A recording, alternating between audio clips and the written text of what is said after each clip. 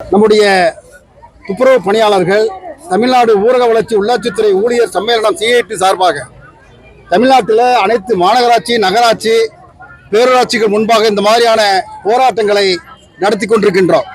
காரணம் என்னவென்று சொன்னால், தமிழ்நாட்டில் சென்னையில் 13 நாட்களாக தொழிலாளிகளை நிரந்தரப்படுத்தப்பட வேண்டும் என்கிற அந்த கோரிக்கையை முன்னிறுத்தி நடத்திய போராட்டத்தில் தமிழக அரசாங்கம் காவல்துறை மூலமாக அந்த போராடிய துப்புரவு பணியாளர்கள் மீது கடுமையான தாக்குதலை நடத்திருக்கிறது. இந்த தாக்குதலை வன்மையாக கண்டிக்கிறோம்.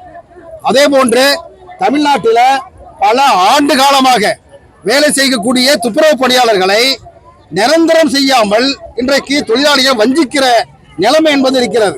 இதே திமுக அரசாங்கம் கடந்த தேர்தலில் நிற்கிற போது அவர்கள் கொடுத்த வாக்குறுதி என்பது தமிழ்நாட்டில் நாங்கள் ஆட்சிக்கு வந்தால் தமிழ்நாட்டில் இருக்கிற அனைத்து துப்புரவு பணியாளர்களையும் நாங்கள் நிரந்தரம் செய்து விடுவோம் என்று அன்றைக்கு அவர்கள் அறிவித்தார்கள்.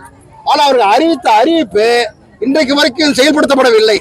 செயல்படுத்தப்படாவிட்டாலும் பரவாயில்லை, இருக்கிற தொழிலாளிகளை, சுய உதவிக்குழு தொழிலாளிகளை, மாநகராட்சியில் நேரடியாக வேலை செய்யக்கூடிய தினக்கூலி தொழிலாளிகளை தனியார் கான்ட்ராக்ட் அவுட் சோர்சிங் விடுகிற வேலையை செய்கிறார்கள்.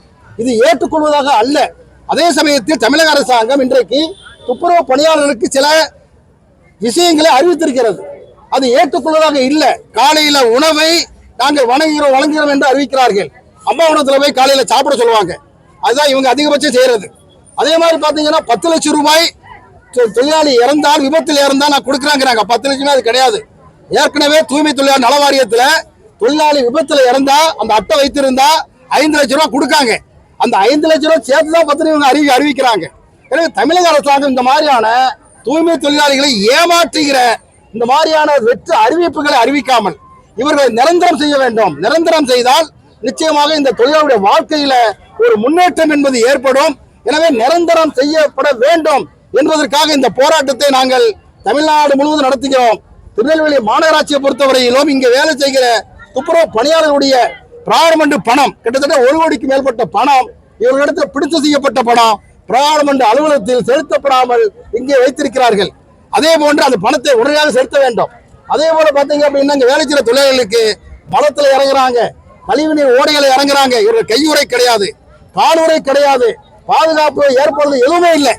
இவர்கள் கீழே அதுல போய் இறங்கி வேலை செய்யற போது ஏகப்பட்ட தொற்று நோய்கள் வருகிறது. ஆனா இங்க பெரிய ஊழல் நடந்திருக்கிறது. என்ன ஊழல் நடந்திருக்குன்னா, இந்த அத்தனை துப்புரவு பணியாளர்களுக்கும் நாங்கள் கையுறை வழங்கப்பட்டு விட்டதாக, காலுறை வழங்கப்பட்டு விட்டதாக கணக்கு காட்டியிருக்கிறார்கள். அந்த பணத்தை இங்க இருக்கிற அதிகாரிகள் எடுத்திருக்கிறார்கள். எனவே அதன் மீது கடுமையான விசாரணை நடத்த வேண்டும். இந்த தொழிலாளர்களுக்கு கையுறையும் காலுறையும் இதர பணப்பயன்களையும் அவர்கள் வழங்க வேண்டும். அதே மாதிரி சம்பளத்தை மாதம் வழங்க வேண்டும், வேலையை நிரந்தரப்படுத்த வேண்டும் என்கிற கோரிக்கைக்காக தமிழ்நாடு முழுவதும் இந்த மாதிரியான ஆர்ப்பாட்ட போராட்டத்தை நாங்கள் நடத்தி கொண்டிருக்கிறோம். இங்கேயும் இந்த ஆர்ப்பாட்ட போராட்டம் நடத்துகிறோம். இந்த ஆர்ப்பாட்ட போராட்டம் என்பது இன்றையோடு முடிவதல்ல. தொடர்ந்து இந்த நம்ம தமிழக அரசுக்கு எதிராக நிரந்தர தன்மைக்கு ஆதரவாக நாங்கள் வலுவாக போராட்டத்தை தொடர்ந்து நடத்துவோம்.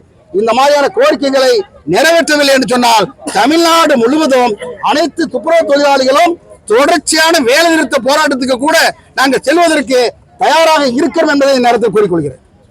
நன்றி.